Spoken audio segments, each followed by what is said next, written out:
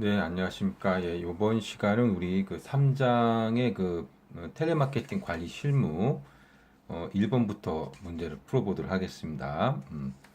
먼저 그 1번이 그 인하우스 텔레마케팅이 무엇인지 이제 간단하게 이제 설명하시오라고 했습니다. 일단 우리가 그 텔레마케팅을 이제 분류를 좀 해봐야 될 것 같아요. 그래서 크게 이제 세 가지로 분류가 되는데요. 전화 방향에 따른 분류로 이제 인바운드 텔레마케팅과 아웃바운드 텔레마케팅. 그러니까 이제 이거는 우리가 앞에서도 많이 해봤죠. 인바운드 텔레마케팅은 전화가 오면 받는 거고요. 아웃바운드는 텔레마케터가 전화를 하는 거죠. 고객들에게. 그 다음에 이제 고객 대상에 따른 분류는 이제 B2B라는 거하고 이제 B2C라는 게 있는데, 이 B2B라고 하는 것은 이제 비즈니스 투 비즈니스입니다. 그러니까는 기업과 기업 간에 우리가 이제 상품이나 서비스를 갖다가 이제 거래하는 거를 갖다가 우리는 이제 B2B라고 하고, 그 다음에 이제 B2C라고 하는 것은 이제 비즈니스 투 커스터머니까 기업하고 소비자. 예. 그래서 이 텔레마케터가 그 소비자를 대상으로 하느냐 아니면 이제 기업을 대상으로 하느냐에 따라 가지고 이제 이렇게 그 텔레마케팅을 분류할 수가 있겠습니다. 그 다음에 이제 문제에서 물어본 것이 이제 운영 주체에 따른 분류입니다. 그래서 인하우스 텔레마케팅이냐 아니면은 에이전시 텔레마케팅이냐. 그래서 인하우스라고 하는 것은요, 그냥 기업이 자체적으로 콜센터를 구축해가지고 그 다음에 이제 텔레마케터도 고용하고 그래가지고 이제 텔레마케팅을 실시하는 경우를 우리는 인하우스 텔레마케팅이라고 하고 에이전시 텔레마케팅이라고 하는 것은요 그 이제 자기가 기업이 혼자서는 다 못하죠. 그래서 콜센터도 구축하고 그다음에 텔레마케터도 이제 그 고용을 하고 하려면 아무래도 이제 뭐 돈이 많이 들어가니까 좀 잘할 수 있는 어떤 업체를 선정해 가지고 이제 대행을 시킵니다. 그래서 우리는 그것을 에이전시 텔레마케팅이라고 할 수가 있겠습니다. 그래서 이제 인하우스라고 하는 것은요, 이제 자체적으로 콜센터를 운영하는 거고, 에이전시 텔레마케팅은 이제 대행 운영을 한다라고 보시면 되겠습니다. 그 다음에 이제 2번을 보도록 할게요. 그 회선수 부족으로 인하여 상담원이 응답하기 전에 전화를 건 고객이 전화를 기다리다 끊는 경우, 우리가 이제 그 전화를 하지 않습니까? 그러면은 지금은 뭐 상담원이 뭐 다 통화 중이니 뭐 잠시만 기다려 주십시오. 라고 해서 기다리는데도 뭐 연결이 안 되고, 아니 그러면 그냥 끊어버리는 경우가 많습니다. 근데 이런 걸 갖다 우리는 이제 포기호, 그래서 영어로는 이제 abandon call이라고 이렇게 이야기를 합니다. 그래서 콜수의 과다로 고객이 대기 중이거나 통화 접촉이 안 되어 상담원이 응대하지 못한 채 중도 포기되는 콜. 우리가 전화를 걸었는데 어쨌든 상담사하고 연결이 안 되고 그래서 뭐 끊어버린 거, 뭐 이거라고 보시면 되겠습니다. 자, 그 다음에 이제 3번이 이제 역할 연계의 전개 목적을 두 가지만 기술하시오 그랬습니다. 이제 역할 연계라고 하는 것은요, 우리가 이제 그 스크립트를 갖다가 이제 작성을 하죠. 스크립트를 작성하면, 이거 갖다가 좀 숙달시키기 위해서 이제 그 롤 플레잉을 한다는 겁니다. 우리나라 말로는 이제 역할 연기라고 하는. 그래서 이제 그 역할 연기를 통해 가지고 그 스크립트를 갖다 숙지하고 그 다음에 고객의 입장도 좀 이해를 하고 그 다음에 커뮤니케이션 능력도 향상을 시키고 뭐 이렇게 하기 위해서 우리가 역할 연계를 한다라고 보시면 되겠습니다. 거기 보시면 이제 그 전개 목적을 두 가지만 이제 기술하라고 했는데요. 같이 한번 이것도 한번 읽어보면 되겠죠. 역할 연계를 통해 가지고 뭐 고객의 입장이 될 수도 있고요. 아니면 이제 텔레마케터 입장이 될 수도 있는데 어쨌든 간에 상대방에 대한 이해를 가능하게 해준다라는 겁니다. 그런 역할을 함으로써. 그 다음에 이제 문제 해결 능력을 기릅니다. 역할 연결을 통해 가지고 어떠한 사항들에 대해서 우리가 숙달하게 된다면 실제 그 상황이 닥쳤을 때 우리가 이제 해결 능력을 갖다가 이제 그 업시킬 수가 있겠죠. 그 다음에 이제 커뮤니케이션 능력을 향상시키고요. 그 그 다음에 텔레마케터의 스킬 능력을 향상시키게 됩니다.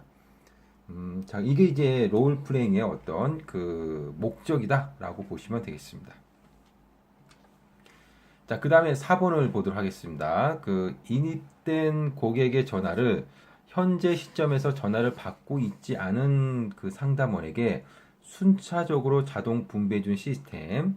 그게 전화가 이제 콜센터에 걸려왔습니다. 걸려왔는데, 일단은, 뭐 상담원에게 연결되지 않고, 그 다음에 좀 대기하고 있는데, 마침 다른 상담원이 이제, 통화 끝났습니다. 그러면 이제 그 콜센터에 전화가 걸려온 순서대로 이렇게 자동으로 분배해 주는 거. 이걸 갖다가 우리는 뭐 ACD다 이렇게 이야기를 할 수가 있겠습니다. ACD. 그래서 이제 그 자동 호흡 분배 시스템이라고 해가지고요.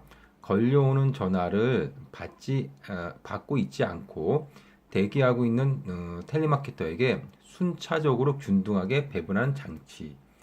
예, 요게 이제 ACD라고 볼 수가 있겠습니다. 그래서 이런 것들은 이제 그 외우긴 해야 되는데, 뭐 무작정 외우기보다는 이제 여러 번 자주 보는 게 좀 좋을 것 같아요. 예, 여러 번. 예, 그래서 좀 이제 핵심적인 내용들을 갖다가 좀 잘 안 외워지는 것들 갖다가 잘 적어서 여러 번 보면은 이제 외워지지 않을까 이렇게 생각이 듭니다.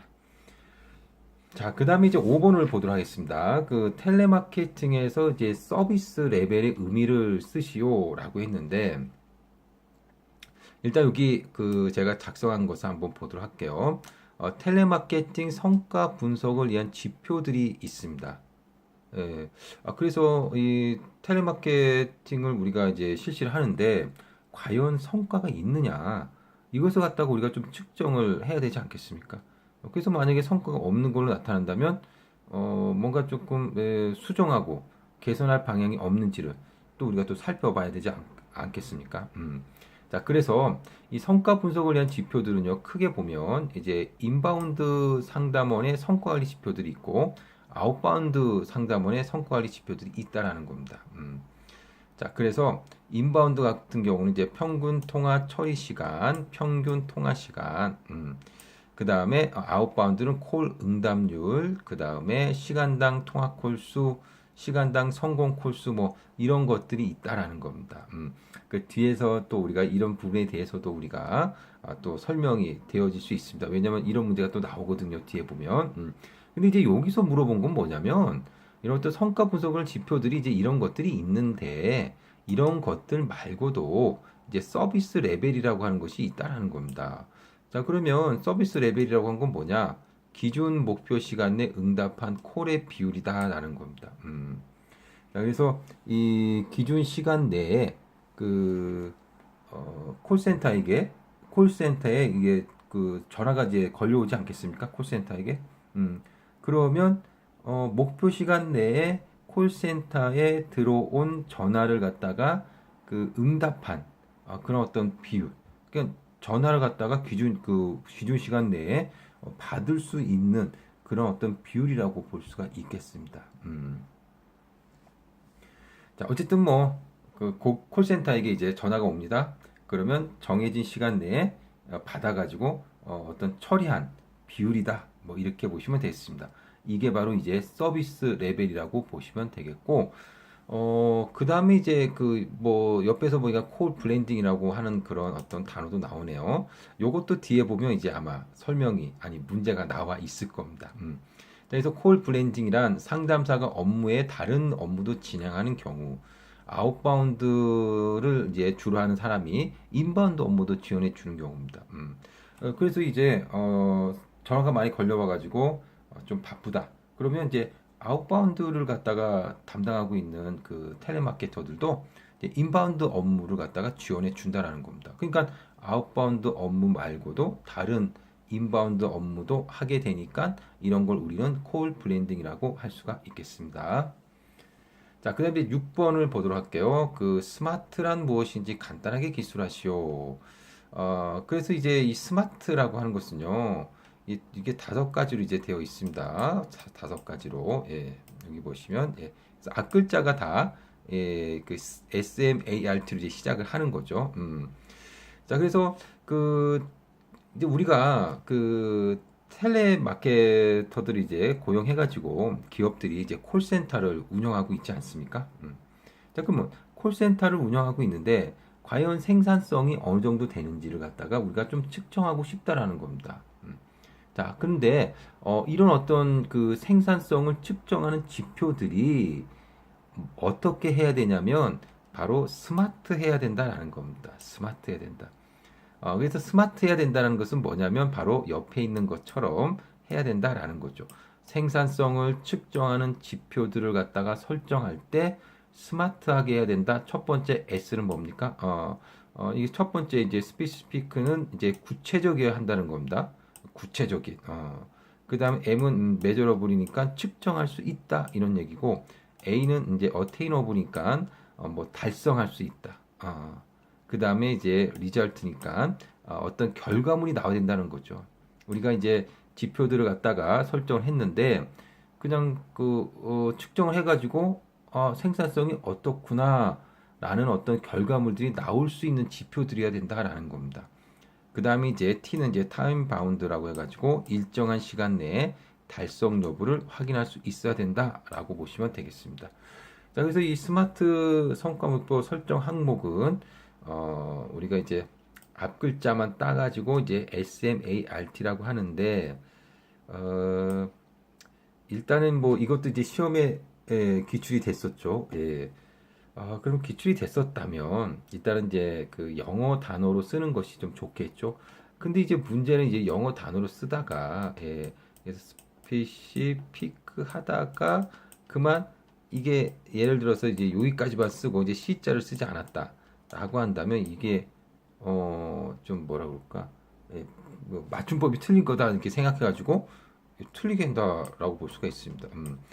그래서 제 생각은 그래서 SMART라고 일단 써놓고 영어 단어를 쓰는 데 있어서 그 자신이 있다면 당연히 영어 단어를 쓰면 되는데 만약에 자신이 없으면 그냥 안 쓰는 것도 하나의 방법입니다. 그래서 S라고 써놓고 이제 구체적이어야 한다 이건 써야죠. 예. M이라고 해놓고 측정할 수 있어야 된다. A는 달성 가능해야 된다. R은 결과물이 이제 결과가 나오게끔 하는 그런 어떤 지표여야 된다. 그다음에 T라고 하는 것은 일정한 시간 내에 달성 여부를 확인할 수 있어야 된다. 자, 이것이 이제 SMART라고 보시면 되겠습니다. 자, 그러면 여기까지 하고요. 우리가 7번부터는 또 다른 강의에서 또 해보도록 하겠습니다. 예.